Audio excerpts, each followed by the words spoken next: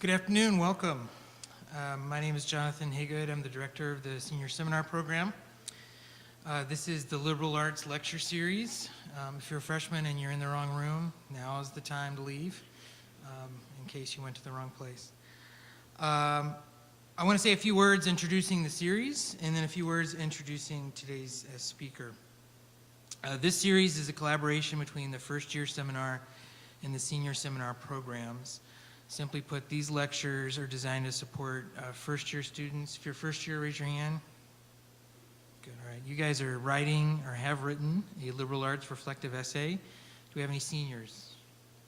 All right, you guys are responding to that. So first year students, 3-ish years from now, you get to read about how naive you were in that first semester. Beyond this pair of bookend assignments, however, we hope that this series informs and enriches both student and faculty perspectives on the liberal arts and a liberal arts education. Now, why is this important? I want to propose 3 reasons to you. 1, on a practical level, this is why you're here.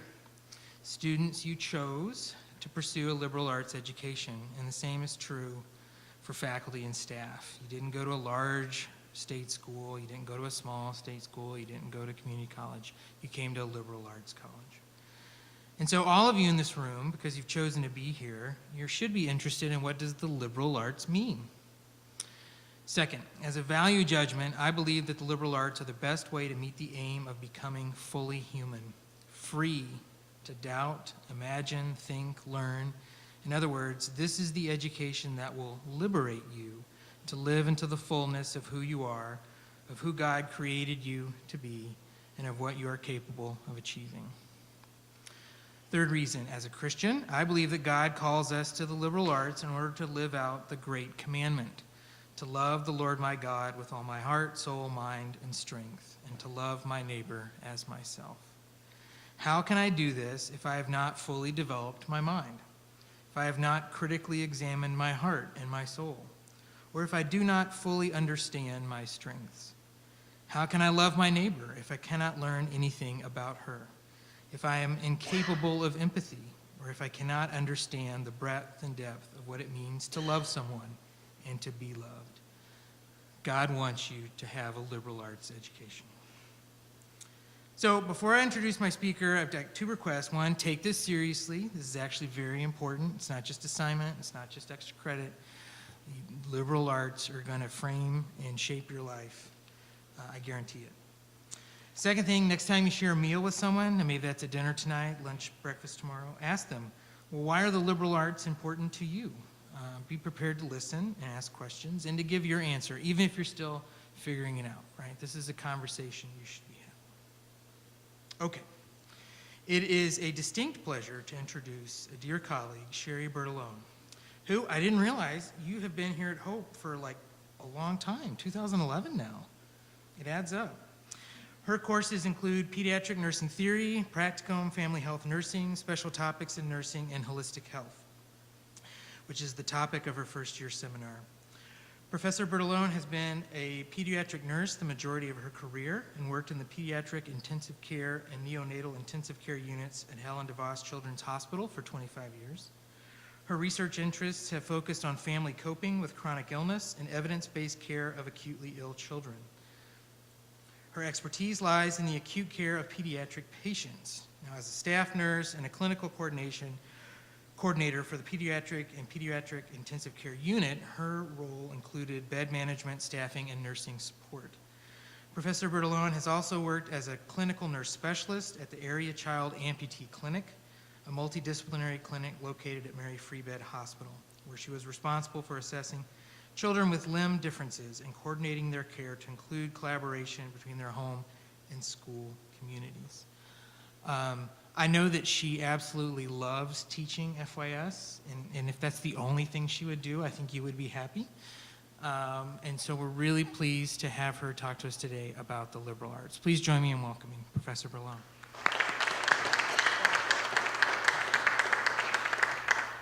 Hello, thanks. It's so nice to see so many people here. I appreciate your time. I'm going to be honest, when I was invited to be part of this lecture series, I felt quite intimidated. because I feel like that I am not an expert on liberal arts education. So I did a lot of reading and research and read many articles. And what I realized is that I have a very unique experience that's brought me to the place that I'm at today. And that is at a place that I have a profound respect and value for liberal arts education. So I'm going to share a little bit of that journey with you guys today. So where I started is I thought I had to come up with a definition of liberal arts, and that's where I needed to springboard from. And so interestingly enough, I decided to choose Merriam-Webster Dictionary. And the reason I chose that to start is my students in FYS who write a liberal arts reflection essay, they talk about this definition. So I thought, well, it's got to be good, right? I'm not silly. I understand that probably when you Google liberal arts, this is probably the definition that comes up first. But anyways, you have to start somewhere, so I'm going to start with this.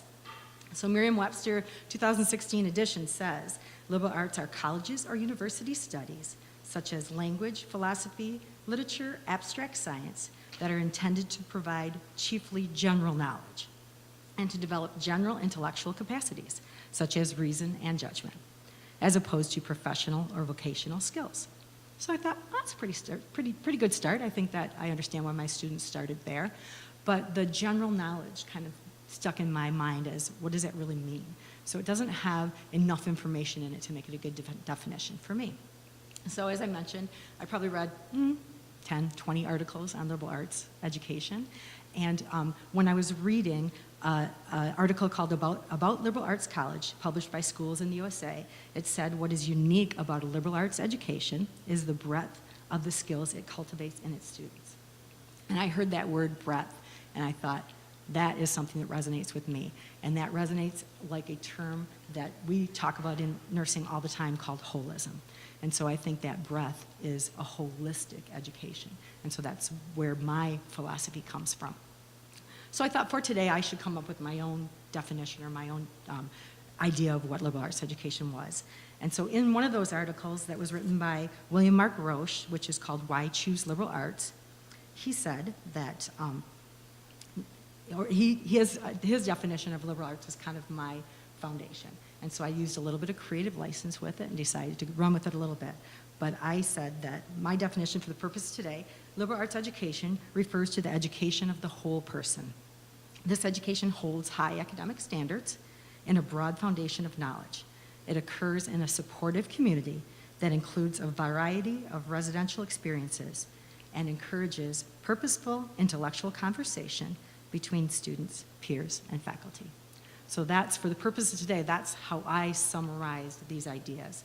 And I want to take one step back. I forgot to mention that in nursing, that theory of holism, I have 3 definitions. They all come at the beginning of the presentation, and I'll be done with definitions. But I do want to just describe what my idea of how holism is. And holism is the theory that parts of the whole are interconnected, such that they cannot exist or thrive independently of the whole, or they cannot be understood without reference to the whole. There is an interconnectedness between mind, body, spirit, sociocultural, emotional, and environment.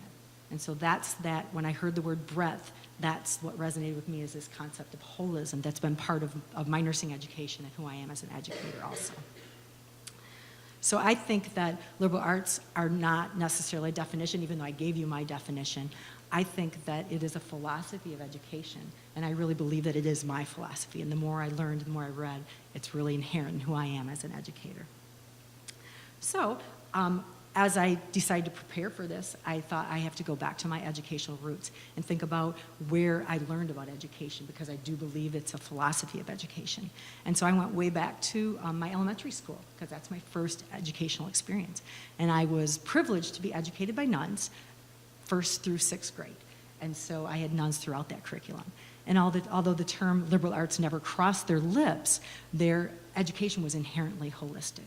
I had to know my reading, writing, arithmetic, and of course we threw in the 4th R, religion.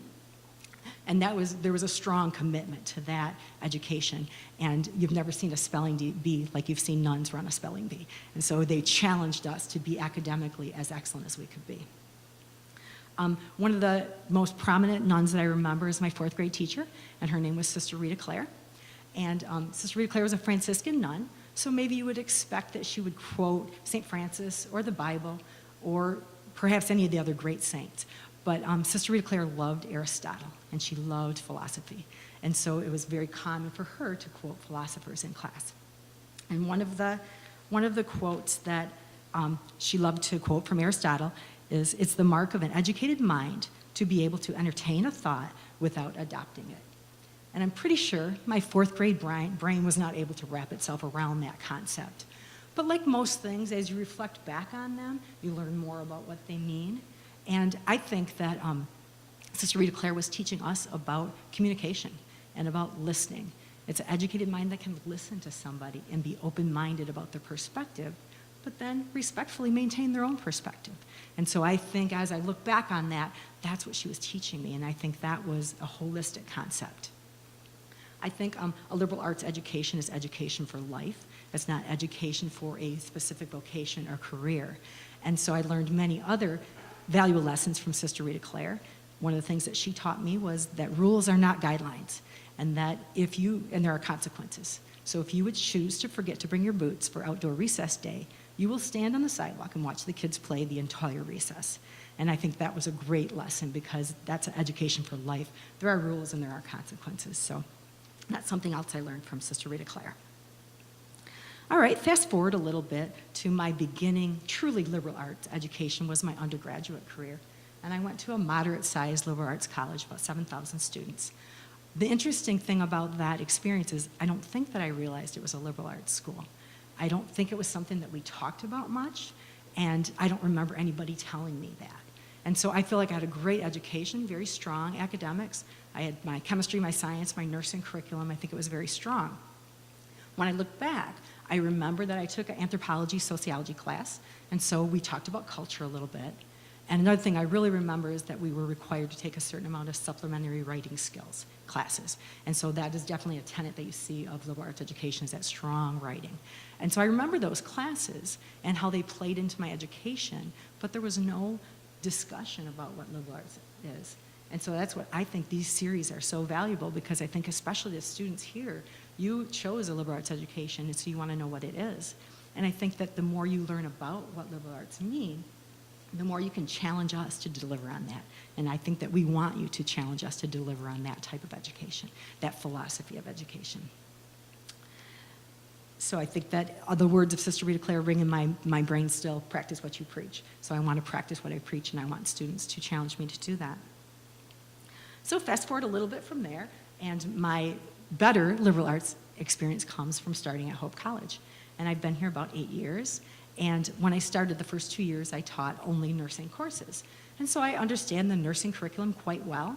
And I became an advisor to nursing students. So then I understood general education a little bit more as it applies to our nursing students.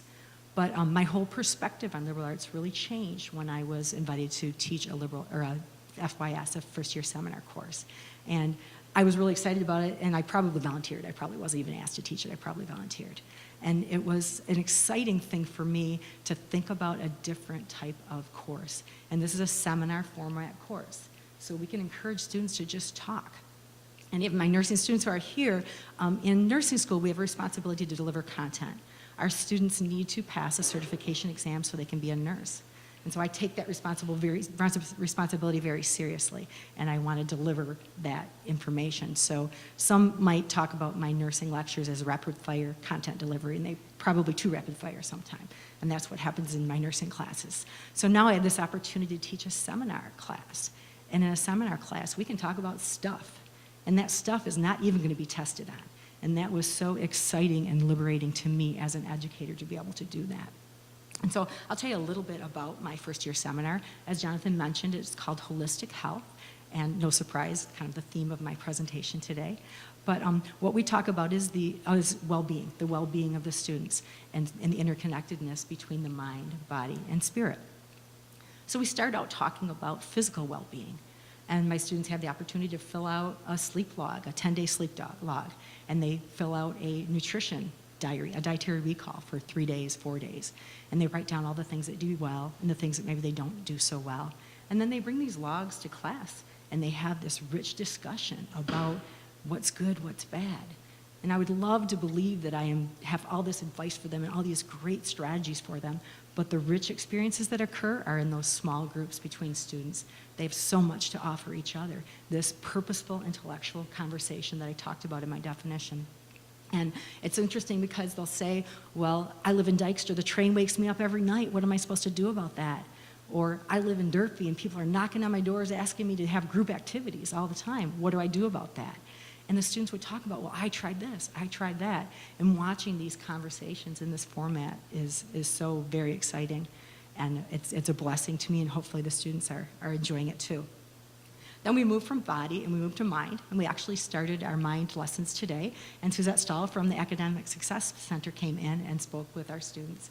But one of my goals in teaching this FYS is to make sure that students understand that there's resources that they should be utilizing, that this is a supportive community, and so we want them to access these resources. So the Academic Success Center comes in. I have one of the ladies from CAPS comes in, speaks to the class about the services. We tour the health center, and so that we know the services provided there. And so I think that it's important for our students to know that. And I say ad nauseum to my students that free is affordable. And once you've paid tuition here, all of those resources are at your disposal. So why wouldn't you use them if you need them? And so I think that's an important lesson. When I began at Hope, I was part of a teaching enhancement workshop, and I had a mentor named Barb Mazeski. And so I was talking with her on the phone, and I said, you know, I had an 8th grade teacher in school named Mr. Mazeski. Would you know anybody that taught at St. Francis in Muskegon? And about 15 minutes later, Richard Mazeski was at my door, my office door. He came to see me, and we've established a relationship and a mentorship through that experience. He was my 8th grade teacher, and then I worked with him at Hope. He's in the English department. I believe he's retired, but I think he teaches some courses still occasionally. So, but one of the things that he taught me was the take them there philosophy. And he said that sometimes students not only need us to tell them what the resources are, but sometimes they need us to take them there. And so I've adopted that, and I've walked a student to CAPS that I felt really needed to see somebody. And I've walked a student to the Academic Success Center, which is easy. It's about 3 doors down from our classroom. But I've done that because he's instilled that, take them there. And I think that's holistic in the, maybe you should do this is not enough. Maybe you need to help them get there. And so that's something that I learned from him. And so also with taking on this role of teaching at FYS is the role of advisor. And I had no idea. I advise nursing students, but I considered it different. I think the role of advisor in an FYS class is helping these fresh out of high school students transition to college level expectations, college level living. And so that advisor role is something that I've really embraced. And the goal 1 of Hope's strategic plan says that Hope College will engage every student in a holistically formative education. So that is the college saying, this is what we are providing for you, holistically formative. Objective 2 of that goal says that students will experience excellent and cohesive advising. And I think this faculty advisor role is a perfect model for that type of relationship. And I think that it works really well.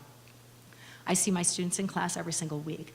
And so I see their academic abilities, the papers they write, the presentations. I see that academic side, but I also can see them in a social light. My holistic health course draws a fair amount of athletes, it seems. And so I can say, how was the game against Calvin? Did you beat them? How's your play time? Are you feeling good about your play time? Or maybe when our tryouts, are you thinking JV, varsity? So we can have those kind of casual conversations in class on a weekly basis. I can touch base with them. When you establish relationships like this, you recognize maybe when something's not going right. I saw a student in class today, looked like things were just not going right. And so that you can touch base after class, how's it going? It looks like maybe you have some things on your mind, and you can offer that opportunity because I physically see them in class every week. And so that has definitely been a blessing to me. My first year seminar, the first year I taught it, I had a student that was really struggling with her career discernment. What am I going to do with my life? What is God's calling on my life? Was a big question she had. And so it was my first time doing this type of advising, and I felt maybe ill-equipped to lead her. I'm not a life coach. I'm not a ministry person. And so I thought, am I doing the best for her? But what I learned in that relationship is that I could sit and listen to her, and I could be a sounding board. And sometimes it was just reflecting back what she had said to me. And she was struggling quite a bit with this discernment, and so we met several times over the course of that year. And then I was her advisor for 2 years, and then by her junior year, she decided to declare a major, and when you declare a major, you get an advisor in your department. So she was no longer my advisee, but we would take opportunities to go for coffee, and we like to say coffee. She doesn't drink coffee, I don't drink coffee, but we thought it was fun to say, let's meet for coffee. And so we'd meet for coffee occasionally, and in her last year, we even would just walk around campus. In her last semester, we'd walk around campus, and she'd talk about what her thoughts are for what she's going to do after Hope. And we talk about those conversations that we had when she was a freshman and how she's grown. And this was just a wonderful relationship that developed. And I'm not naive to think that this happens with every FYS advisor and every student, but I think the opportunity is there, and I think a liberal arts draws faculty that want to have relationships with their students. And so I think the opportunities are also with coaches on the playing fields and the courts. There's opportunities in the science labs, opportunities in recital halls. I think that it's important for students to know that there's people there that they can connect with and take advantage of these opportunities.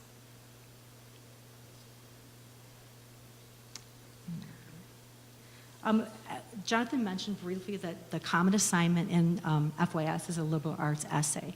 And so students are asked to reflect on what is liberal arts, what does it mean for your goals, and what are your thoughts while you're at Hope. And so I just want to read a few excerpts from some of those papers because I think it's interesting to see what their perspective is so early into their education. So one student said it's a small, private, and religious, which is a common misconception. A lot of liberal arts schools are private, but that's not an absolute. But the average liberal arts college is 1,000 to 3,000. So the average liberal arts school is small. It's where I can receive an excellent education, grow in my religion, and feel part of a community. Somebody else wrote, I get a little taste of everything, but I get to focus on my main interest. And the last one I want to read is a little bit longer, but I think it's interesting, and I'll explain to you why after. Another dream I hope to accomplish while at Hope College is to major in social work. The program is diverse, and because it's a liberal arts school, I will be more rounded in other aspects of my education, such as writing skills, historical knowledge, and world knowledge. All of these skills will eventually help me in my career as a social worker. And why I wanted to pull out this little excerpt is because this student graduated last May, and she graduated in nursing. And she was one of our exceptional nursing students, actually. And because of her liberal arts education, as part of her social work curriculum, she had to take a science class. And so she found herself in Bio 103, which is where 80% of the intended nursing students find themselves that first semester. And by talking with other students who had passions for nursing, she discovered that she had an interest in something she didn't know. And talking to the faculty, she realized that she was really interested in sciences, and maybe social work curriculum wouldn't provide enough sciences for her. And so, as I mentioned, she graduated last year as a nursing major, and she actually received the Sigma Theta Tau Outstanding Nursing Award, which is a nursing honor society award for outstanding students. So kind of interesting to see where her liberal arts education brought her. So besides being faculty at Hope College, I have another experience as being the parent of children who attend Hope College. And I have 4 children of my own. And just a year ago, a little over a year ago, I had 3 children on campus. And I have 2 children presently in the audience right now, and I won't point to them to embarrass them. And I told them I'm not going to talk about either of them. What I want to talk about specifically is my oldest son. And so when he attended Hope College, in his sophomore year, he declared his major, and he was going to be a philosophy, political science double major. Fabulous major to put on a law school application. My journey's been peaks and valleys, and this may be a little bit of a valley in my journey. But I said to him, I'm not sure that you're going to want to be in school for that long. And if you don't end up in law school, you might find yourself in the business world. And so maybe you want to sprinkle in a couple business classes and make yourself more marketable. Yes, I did say that to him. So like I said, peaks and valleys. And he, as he was taught, he respectfully considered my perspective, and then he can continue on with his double major, which is what my oldest son always does. So fast forward a year later, and exactly the business world is exactly where he found himself. His first job was working in Charleston, South Carolina for an events planning company. And so some of his responsibility was organizing tailgate parties for sporting events, meet and greets for concerts, Taste of Charleston, Chili Mac-Off, different events like that. And he would have to coordinate caterers and music and tents and chairs and ATM machines. And so that was his responsibility and his role. And so now I reflect back on his philosophy of political science double major, and that really uniquely prepared him for working with all kinds of groups of people and organizing, problem solving, and thinking about how different people view things. And so I think that definitely that prepared him. I called him telling him I was going to present today, and asked him, now that he's old and wise, he's been out of school a year, what his perspective of liberal arts was. And he told me, Mom, what people tell me is that I'm really adaptable and flexible. If something goes wrong, I can come up with a plan B. And if I need to work with different groups of people to get them to do what I need them to do, I can do that. And so I think some of the things I've talked about today as far as liberal arts education, that adaptability, those characteristics, not a vocation, but those characteristics that we want to see, he learned through his experience here. Another thing that he values is the relationships. And relationships are how you get the best out of people. And so he learned some of that in classrooms, but I think he also learned that when he participated on Greek Council, or when the mentor for his fraternity became a close friend and advisor to him, or when he spent a weekend hiking Pictured Rock with the Outdoor Adventure Club. Those relationships that were formed that provided that education and that supportive community for him are things that are very memorable to him.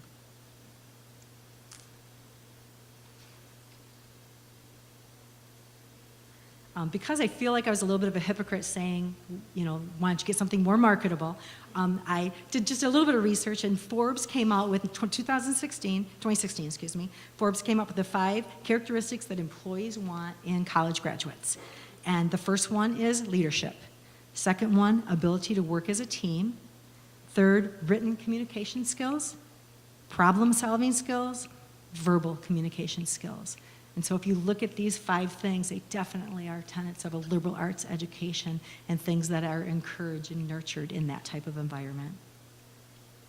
So that's pretty much my journey through the liberal arts and journey to the place where I really respect and value that liberal arts education. And I think that put your money where your mouth is true here. And not only do I value it and want to be here, but I want my own kids to be here too. What I want to talk about for a few minutes before we're done here is I want to talk about how that holistic liberal arts education uniquely prepares students for health professions. My background is nursing, so I'll start first with nursing. And I think that our nurses meet patients where they're most vulnerable. And so we have to know what's going on with them. And so the first thing we have to do is have a knowledge of physical illness. So that's really important. So I make the parallel to the first thing we need to do in a liberal arts education is academically prepare them, right? That's why our students are here. We need excellence. We need excellence in rigorous academic curriculum. And so that translates to knowing about the physical needs of your patient. But if you stop there and don't think about emotional, cultural, sociological, if you don't think of cultural aspect of your patient, you're missing an opportunity to take the best care of them that you can. For those of you who don't know much about nursing curriculum, our students take their pre-course work freshman, sophomore year, and then in their junior year, they matriculate to Practicum Experiences. And Practicum Experiences are where they spend time largely in the hospital, but not all of them are in a hospital. And I'll talk a little bit about my pediatric nursing practicum, and we go to Helen DeVos Children's Hospital. And so I have 8 students there on 6 hours on Monday night, 7 hours on Tuesday, and then 2 hours for that rapid fire lecture that I talked about earlier. And so I spend 16 hours a week with these students. And so I really get to know them and get to know about their learning styles and how they best learn. I think there are a lot of classes that are easily taught in the classroom, maybe chemistry, anatomy, pharmacology. And I say they're easily taught. I don't mean that they're easily learned, but there are some things that are really difficult to teach in a classroom setting. And I think these practicum situations are rich experiences for students to learn things. I argue that you can't teach compassion or empathy, but you absolutely can role model it. I don't know if you can teach cultural sensitivity, spiritual assessment, spiritual awareness, but I believe we can role model it in these practicum settings. And many times I've stood outside a patient's room and role-played a conversation with a student that was feeling a little bit nervous about being able to have that crucial conversation. And then the student could go into the room and feel more confident in that conversation. In these practicums, our students are able to watch other nurses treat patients with compassion and empathy, and they see how that makes a difference in their patient's care. And so that encourages them. I could tell them in a classroom, but when they see it happen in the practicum setting, I think that's when those foundational skills are cemented. I want to tell you a story, a memorable story, about a student that cared for a patient in the hospital. And she was a junior level student, so it's a little bit newer student in the clinical practicum, and especially because our patients at DeVos Children's Hospital are pretty sick. And so she was taking care of a 3-year-old who had a seizure disorder. And I don't know if any of you have ever witnessed a seizure, but I know 25 years later, sometimes when I see a significant seizure, it still catches my breath. And so this relatively new student was witnessing a 3-year-old having a significant seizure. And so she thought first, what are the physical needs? Safety. She turned the child on a side. She got oxygen ready. She had suction ready. She was ready to care for this child physically. And while I am certain that this student's fight or flight response was in high gear, she reached across the bed and grabbed the hand of the mother sitting on the bed. Because at that moment, she realized if this seizure made her scared, imagine how that mom felt. And that holistic care that she gave to that family, I believe, was a product of her being educated in a holistic paradigm. And so it was an amazing moment for me. You can tell it makes me feel a little bit, a little emotional, but it was an amazing moment, and I'm sure it was an amazing moment for that family. So I'm just going to talk very briefly about why I believe that this liberal arts perspective truly prepares our students for health professions too. And if you have more questions, Mary Kay Dobbins is right in the back, and she's the pre-health advisor. But I just want to talk a little bit about that because I mentioned, not just medical school, but occupational therapy, physical therapy. If you only look at the patient from their disease or their injury, but not emotionally how they feel about that, you're really missing the opportunity to well care for them. So for our students, and we have many students at Hope that are interested in pursuing medical school, the application process for medical school is extremely competitive. And so medical schools will be looking at their GPA at Hope, and so that rigorous academic background is really important. Students also will take an MCAT, which is a medical college admission test.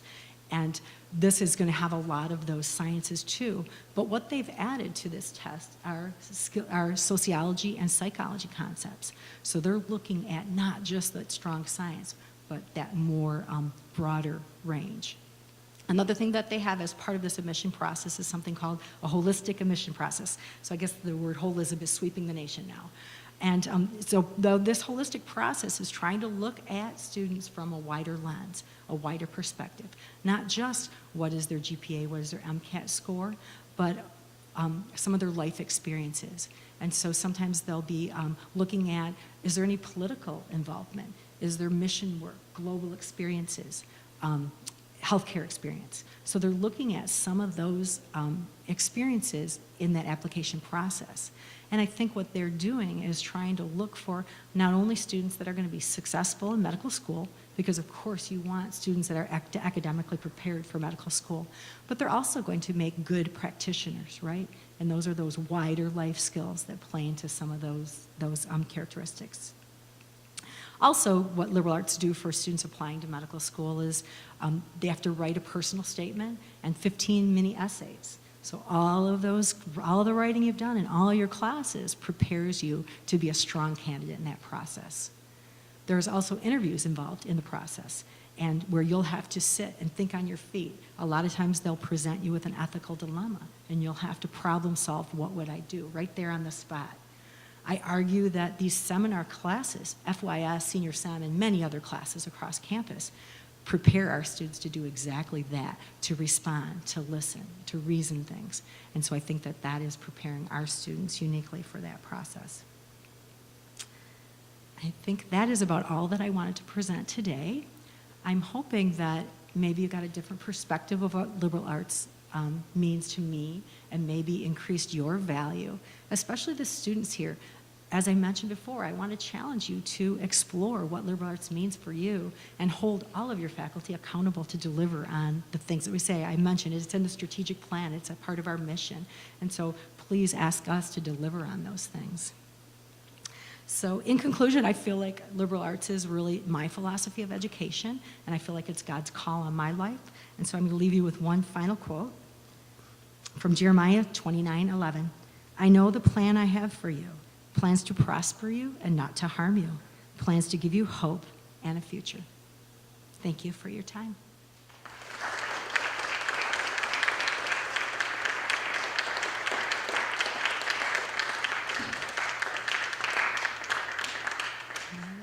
And I can open it up now if anybody has any questions that they would like to ask me.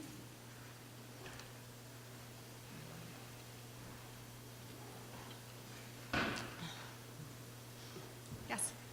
So this is a slightly different take on where you ended out. So there are different ways the liberal arts help prepare you for a health professional career. So I'm kind of wondering about sort of the liberal arts as resources in one's personal life, with the stresses and strains of a health profession's career. How does the liberal arts enrich a person's holistically away from work so that they can thrive away from work and at work? I guess kind of life balance. I think it's a great question. At first I was thinking that you meant teaching in liberal arts, and I think that I mentioned my definition of supportive community, and I think that's for students, but there's a supportive community for faculty too, and so I think that helps with the stress resistance too. When you have faculty, I know probably everybody my department is here supporting me today, that's a supportive community, and so that's one aspect. I do think possibly that liberal arts perspective helps you indulge different areas of your brain. So if I'm stressed in one area, I can go knit, and that helps me read that. I can go read something way off topic of nursing. And so I think supporting that type of holistic liberal arts is good in that format. Does that answer your question?